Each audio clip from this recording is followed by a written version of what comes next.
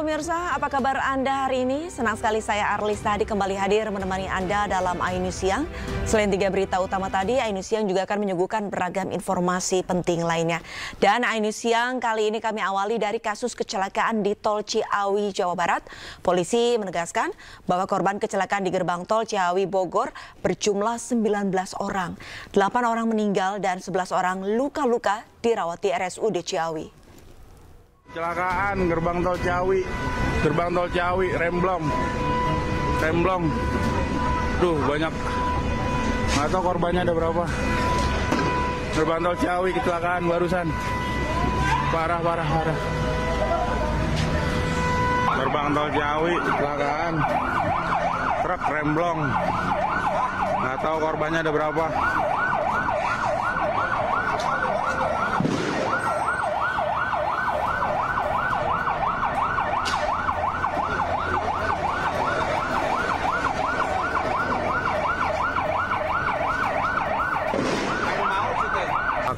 Laka.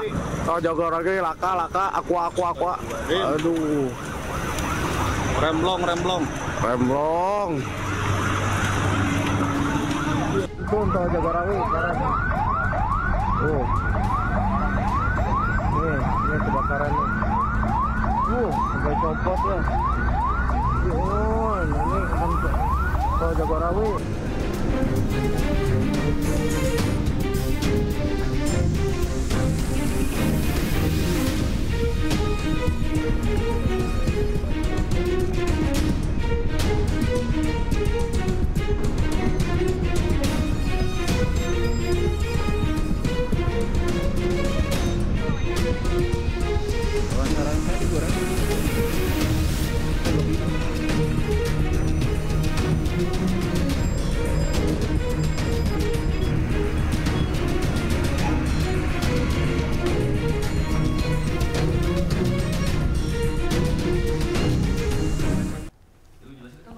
Kita ke informasi lainnya, pemirsa. Diduga karena lupa mematikan kompor gas saat memasak, 4 rumah semi permanen di Kabupaten Goa, Sulawesi Selatan ludes terbakar.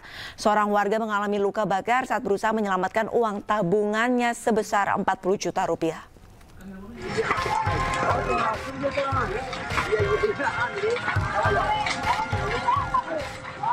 Kebakaran 4 unit rumah semi permanen terjadi di Dusun Buta Baka, Kabupaten Goa, Sulawesi Selatan. Api seketika membesar dan merambat ke bangunan lain yang ada di dekatnya. Peristiwa kebakaran terjadi pada saat salah satu pemilik rumah sedang memasak di dapur. Diduga kebakaran terjadi akibat pemilik rumah lupa mematikan kompor. Akibat peristiwa ini, seorang pemilik rumah mengalami luka bakar setelah berusaha menyelamatkan uang tabungan sebesar 40 juta rupiah di dalam rumahnya. Aktivitas dapur sehingga merembet ke permukimannya lain, sehingga terdapat 4 unit rumah yang hangus terbakar. Berdasarkan data kami, itu ada 1 orang korban luka bakar yang telah dievakuasi ke puskesmas terdekat. Akibat lokasi kebakaran di dataran tinggi, petugas pemadam pun sempat mengalami kesulitan memadamkan api. Korban luka bakar pun dilarikan ke rumah sakit untuk mendapatkan perawatan lebih lanjut. Meski tidak ada korban jiwa, namun kerugian akibat kebakaran ini ditaksir mencapai 250 juta rupiah. Sementara, penyebab pasti terjadinya kebakaran masih diselidiki oleh aparat Polsek Tompo Bulu, Kabupaten Goa. Dari Kabupaten Goa, Sulawesi Selatan, Bukma, AI News melaporkan. Pemirsa, pesawat latih milik Akademi Penerbangan Indonesia Banyuwangi jatuh di perairan Gumuk Kantong. Seorang instruktur dan siswa selamat setelah dievakuasi dari dalam pesawat.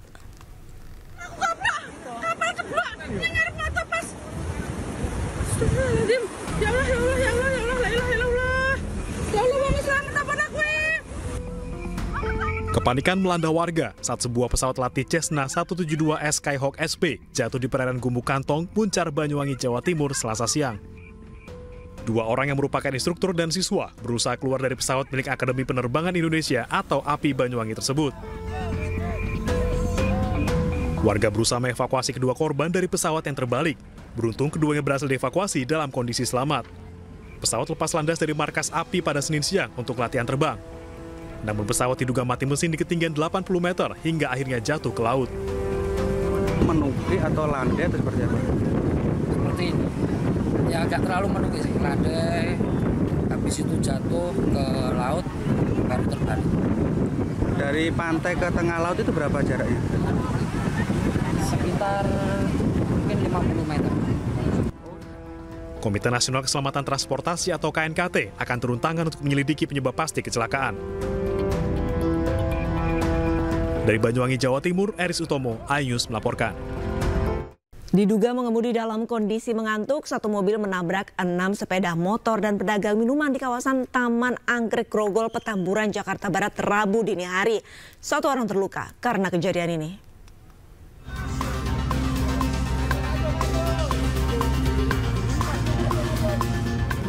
Kecelakaan lalu lintas terjadi di Jalan Lejen S. Parman, Grogol, Petamburan, Jakarta Barat. 6 sepeda motor yang terparkir di pinggir jalan ditabrak mobil hingga beberapa diantaranya ringsek. Tidak hanya menabrak sepeda motor, barang dagangan penjual minuman juga turut ditabrak hingga berserakan di trotoar dan jalan. Diduga pria yang mengemudikan mobil dalam kondisi mengantuk hingga hilang kendali saat melaju dengan kecepatan tinggi. Itu dari arah Selipi mau ke Grogol, mobilnya dari ngantuk supirnya dari jalur agak tengah. Itu tiba-tiba dia belok ke kiri, Bang. Jadi yang diajar duluan itu Starling. Nah, motor-motor yang dibawa ini pada parkirnya di sini, Bang. Pada ngopi anak-anaknya. Nah, habis ngantem Starling nih mobil di sini. Langsung ngantem motor-motor yang lagi parkir pada ngopi. Korbannya ada satu. Satu pemotor yang sedang duduk di pinggir jalan terluka dan langsung dievakuasi ke rumah sakit. Kecelakaan ini kini dalam penanganan Satwil Lantas Polres Metro Jakarta Barat. Dari Jakarta, Rizky Falufi, iNews melaporkan. Pemirsa, kita akan pantau perkembangan terkini dari insiden kecelakaan maut di Tol Ciawi, Bogor, Jawa Barat. Sudah ada rekan kami, Hamzah Sibuan yang ada di gerbang Tol Ciawi serta Wildan Hidayat di RSUD Ciawi. Namun kita akan menyapa Hamzah terlebih dahulu di gerbang Tol Ciawi. Selamat siang Hamzah, untuk kondisi terkini apakah olah TKP masih berlangsung atau sudah selesai?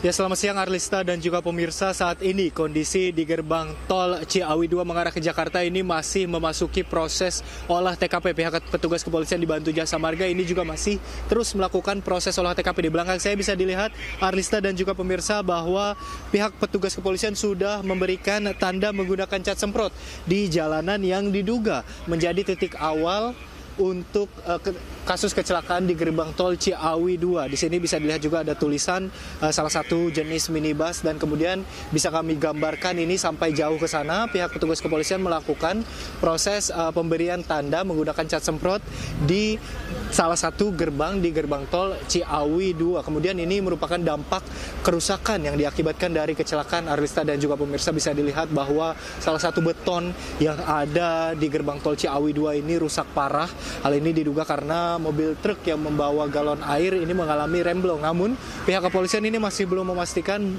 terkait dengan kejadian ataupun penyebab pasti dari kecelakaan yang terjadi di gerbang tol Ciawi. Hingga waktu kami melaporkan saat ini, Arista dan juga pemirsa, sudah terdapat sekitar 19 korban yang dilaporkan, di mana 8 korban ini dilaporkan meninggal dunia, kemudian 3 luka berat dan 3 lainnya luka sedang dan 5 lainnya ini luka ringan. Kemudian dari 8 korban yang dilaporkan meninggal dunia ini juga sudah ada sekitar 2 korban yang berhasil teridentifikasi. Namun pihak Polda Jawa Barat ini juga masih terus melakukan proses identifikasi dan membuka posko antemortem di RSUD untuk membuka bagi para keluarga yang ingin melaporkan identitas para korban. Sementara itu, Arlista. Baik, terima kasih banyak atas laporannya Hamzah, dan kita akan ke Wildan yang ada di RSUD Ciawi. Wildan, untuk korban luka yang masih dirawat di RSUD Ciawi.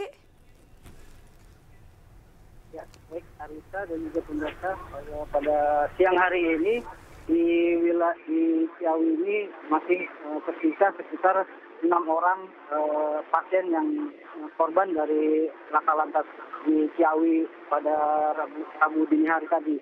Dan seperti terlihat di belakang saya ini, pihak tim DPI dari Polda Jabar sudah membuka pos tim anti mortem, di mana ada 3 keluarga tadi yang sudah datang ke lokasi ini untuk dilakukan identifikasi korban, di mana ada korban yang meninggal dunia, namun 6 diantaranya dan 2 yang sudah teridentifikasi yaitu Yana Mulyana dan Budiman. Itu demikian. Baik, 6 orang masih dirawat di RSUD Ciawi, tapi kalau misalkan kita lihat untuk korban yang meninggal dunia, apakah sudah ada penambahan jumlah korban yang sudah teridentifikasi? Ya, untuk sampai dengan saat ini belum ada yang teridentifikasi, namun tadi ada 3 keluarga korban yang sudah melakukan pemeriksaan, baik dari gigi, saudara, dan sebagainya. Demikian, Selain itu, untuk rombongan Kakor Lantas Polri yang tadi pagi berkunjung ke RSUD Ciawi, apa hasil dari kunjungan beliau? Ya, tadi memang Kakor Lantas dan Polda Jabar sempat datang ke sini, ke RSUD Ciawi ini, dan sempat mendatangi pasien, namun karena DW, terduga pelaku yang saat ini masih dalam perawatan, supir truk, belum bisa dimintai keterangan, dan beberapa saksi yang mengalami luka-luka sudah dimintai keterangan juga. Demikian, Aisyah. Baik, untuk rombongan Kakor Lantas masih menunggu untuk pemeriksaan dari para saksi. Selain itu, dari pihak Jasa Marga ataupun Jasara Harja ini apakah sudah mendata untuk pemberian santunan kepada para korban? Ya, rencananya dari pihak Jasa Marga juga akan memberikan santunan, namun masih melakukan pendataan terkait berapa jumlah korban yang memang saat ini mendapatkan santunan, mulai dari luka ringan, luka sedang, dan juga meninggal dunia. Demikian, bisa. Baik, terima kasih banyak atas laporannya Wildan langsung dari RSUD Ciawi, dan sebelumnya sudah ada rekan Hamzah Sibuan di gerbang tol Ciawi, Jawa Barat. Selamat kembali bertugas rekan-rekan. Kembali lagi bersama Ainus Siang, pemirsa. Salah seorang warga tiba-tiba protes keras saat Menteri SDM Bahlil Lahadalia memantau distribusi LPG subsidi di salah satu pangkalan di Kota Tangerang, Banten. Sambil membawa tabung gas 3 kg, warga menumpahkan keluh kesahnya di hadapan Menteri. Ya, saya sekarang lagi masak, Pak. Saya tinggal demi gas. Iya. Ya, ini Bapak. Bukan masalah antri gasnya. Anak kami lapar, butuh makan, butuh kehidupan, Pak. Oke, Bapak ya. Logika berjalan dong, Pak. Iya. Udah ya. Akan sehat kami berjalan, Pak. Udah ya, Pak ya. Kami menghormati negara. Salah seorang warga yang telah mengantre untuk mendapatkan LPG 3 kg mengeluarkan kekesalannya langsung di hadapan Menteri ESDM Bahlil Lahadalia yang sedang melakukan inspeksi mendadak di pangkalan LPG subsidi di kawasan Cibodas, Kota Tangerang, Banten. Kami menghormati negara kami. Ya. Kami kesulitan. Udah gini. Sebentar, Pak. Jangan dipotong dulu. Ya. Kami sudah 2 minggu mencari gas. Saya barusan nonton berita gas dengan pengecer dihilangkan. Bagaimana ceritanya? Gas dihilangkan. Kalau memang dari pusatnya 12.500 sampai ke kami 20.000. Pemerintah perhitungkan, Kak, langkah dari distributor. Di hadapan Bahlil, warga bernama Effendi ini mengaku sudah 2 pekan mencari tabung gas LPG namun tak kunjung dapat. Dirinya pun mengatakan tidak mempermasalahkan margin harga di pengecer asalkan gas 3 kg mudah diperoleh. Saya ini juga kan sebagai rakyat Bapak, ya, niat saya itu baik, ya, karena subsidi kita itu 87 triliun per tahun.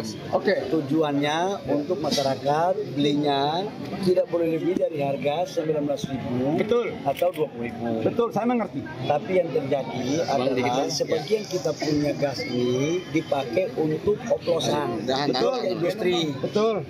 Ada lagi harganya dinaikkan 25.000 sampai 30.000. Betul, kami dengar.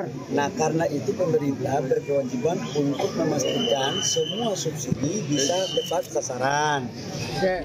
Bahlil yang mendengarkan kekesalan warganya ini berjanji bahwa pengecer bisa kembali menjual tabung gas LPG sehingga gas mudah untuk didapatkan. Bahlil pun mengaku tidak masalah dengan protes warga lantaran pemerintah memang harus mendengar langsung keluh kesah warganya. Dari Tangerang, Banten, Sukron Ayus melaporkan. Pemirsa, kini para pedagang eceran sudah kembali menjual gas LPG 3 kg setelah larangan dicabut Presiden Prabowo Subianto. Meski tak lagi kesulitan mendapatkan gas LPG 3 kg, namun warga masih mengeluhkan harganya yang tinggi.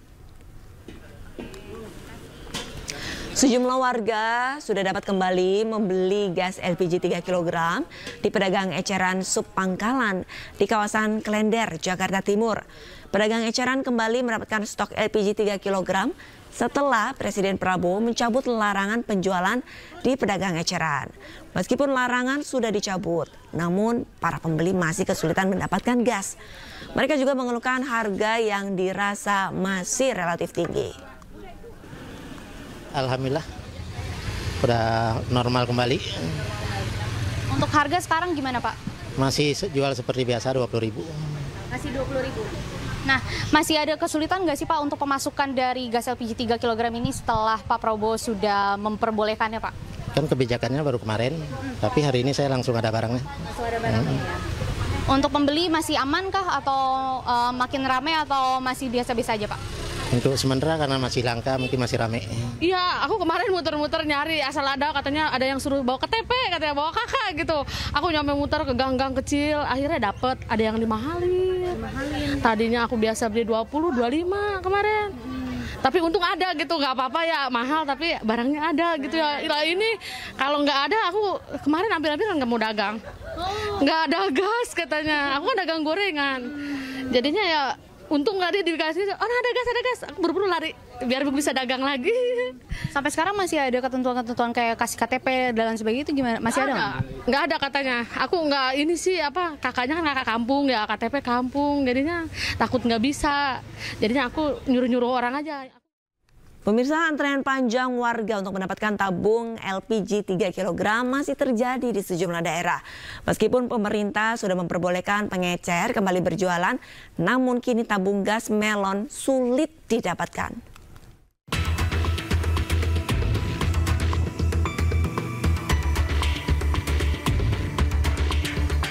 Puluhan warga Kampung Bojongkoneng, Desa Telaga Murni, Kecamatan Cikarang Barat, Kabupaten Bekasi, Jawa Barat, rela mengantri sejak pagi untuk mendapatkan tabung LPG 3 kg. Pemilik pangkalan membatasi pembelian hanya satu tabung dan wajib menunjukkan KTP. Satu tabung gas melon dijual Rp19.000. Warga mengeluh karena lama mengantri dan bahkan ada juga yang sudah lama mengantri tetapi tidak kebagian karena pangkalan kehabisan stok. Bilang jam 8, saya dari jam 8 sampai sekarang udah nggak jelas apa ada atau enggaknya tuh gas. Sementara kan kebutuhan kita kan sebagai ibu rumah tangga kan begitu mendesak tuntutan. Di Bogor, Jawa Barat, meski Presiden Prabowo telah memperbolehkan LPG 3 kg dijual kembali di pengecer, namun ratusan warga Desa Mampir Cilengsi masih antri mendapatkan gas melon di salah satu pangkalan. Sejumlah lansia bahkan juga rela mengantri berjam-jam karena khawatir tidak mendapatkan jatah tabung LPG subsidi tersebut. Sementara pengecer di Desa Mampir mengaku belum mendapatkan jatah tabung LPG 3 kg. Antrinya ya ampun panjang banget. Panjang banget. Pegel. Nah, gimana Bu? Gas masih langka atau gimana?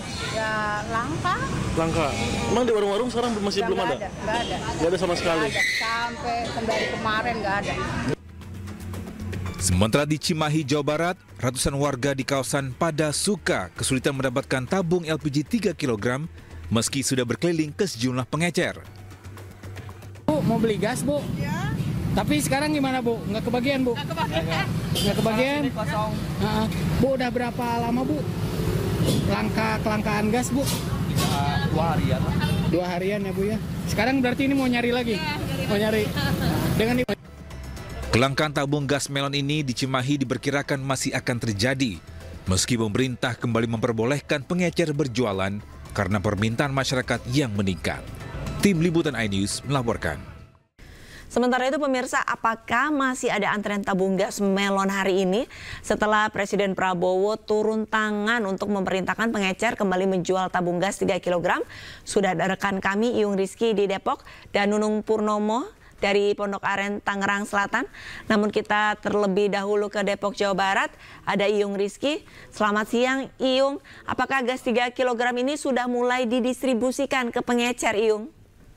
Selamat siang, Arista dan juga pemirsa. Bisa saya sampaikan, sekarang saya berada di pangkalan yang berada di Jalan Raya Tapos, Cimanggis, Depok, Jawa Barat, di mana saat ini memang di pangkalan ini sudah tidak nampak antrian warga yang ingin menukarkan tabung 3 kg yang kosong dengan tabung kilogram yang terisi.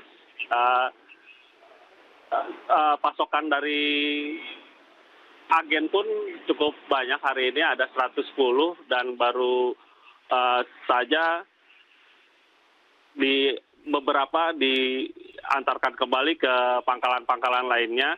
Dan untuk pengecer hari ini memang sudah ada edaran untuk boleh berjualan kembali dengan ganti nama menjadi subpangkalan.